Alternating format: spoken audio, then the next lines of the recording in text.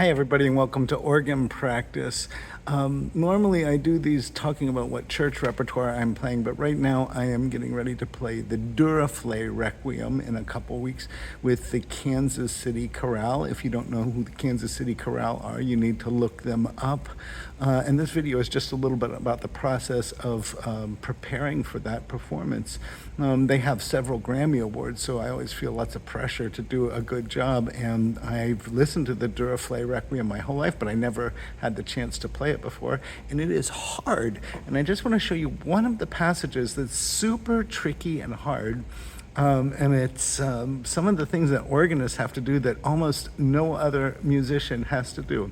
So in addition to being able to play the stuff and push all the buttons that you have to push and press down and do different pedals and stuff, he has this one passage where you have to be playing one thing and then you push a button. Right? You won't be able to see it because I'm pushing it with my feet, but it changes the sound of the top manual, okay? And I'm playing like this and it changes it to this sound after I push the button. I'm pushing it with my foot.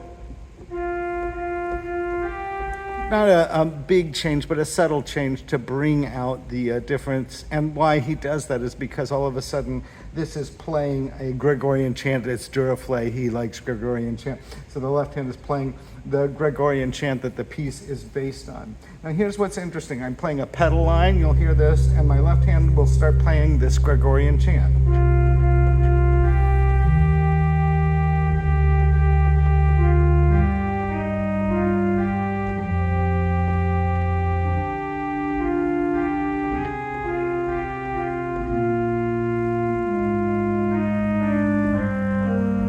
Okay, so not that hard, very beautiful, all of that.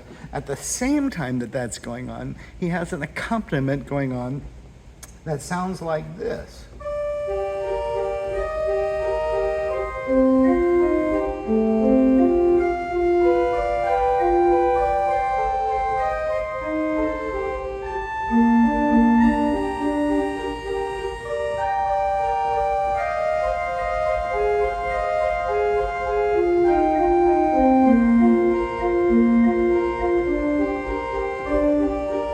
And I know that the camera reverses it, but if you saw what I was doing, I'm playing this accompaniment that you sort of play with the third, fourth, and fifth fingers of your right hand, and you have to hold down notes, and your other three fingers, fourth and fifth finger, you're holding down notes, and your first three fingers, you're playing different notes with that at the same time that you're playing this melody and playing the bass part.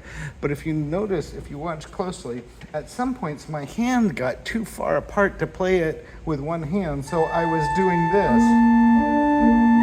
So then the question is, if I have to use two hands to play the accompaniment part and one hand to play the Gregorian chant on the other manual while I'm playing stuff with pedals, you can see that the problem is that I don't have enough hands to do it. So how does Duruflé ask us to solve this problem?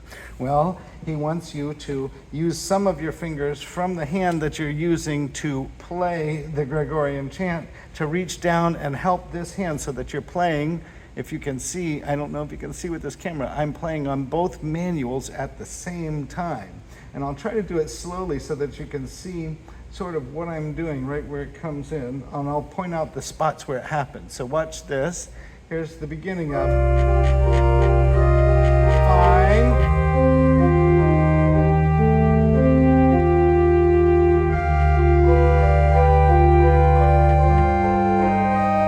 Now here's the first spot. Watch this.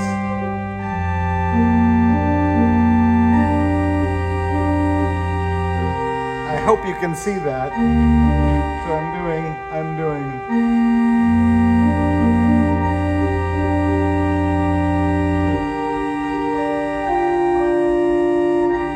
And then I forget which hand is supposed to be doing what, and I mess it up. Let me try one more time on this measure.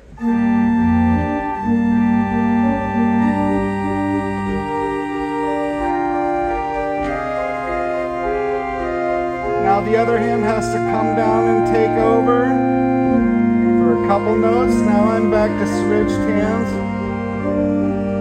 Now watch this one, upside down.